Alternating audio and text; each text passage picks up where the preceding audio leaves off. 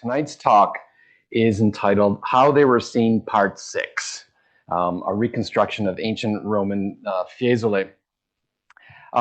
In past lectures, I've reconstructed paintings like Cimabue's Maestà and the original location in Santa Trinita. I put golden hair back on the David.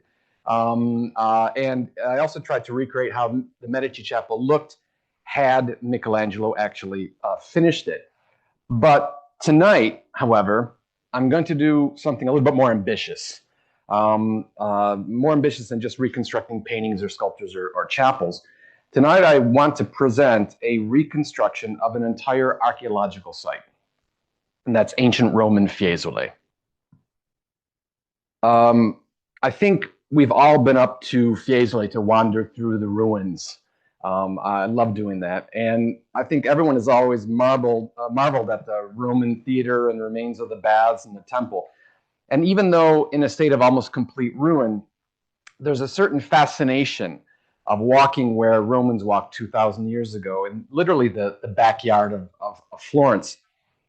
But did you ever wonder what these structures looked like during the Roman era and what it was like to be there when they were intact?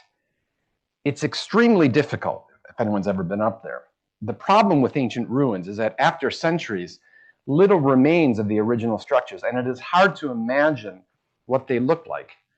Now, after years of lecturing to students up in Fiesole and trying to explain the ruins, I began to become frustrated, since explaining something that is not there is one of the most difficult things to do, especially without visuals.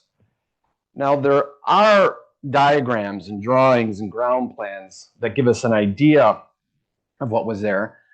But when I began to do the research, I realized that there was no comprehensive reconstruction of the archaeological site that could give the visitor a clear idea of what the theater and the temple and the baths looked like in the 1st century AD.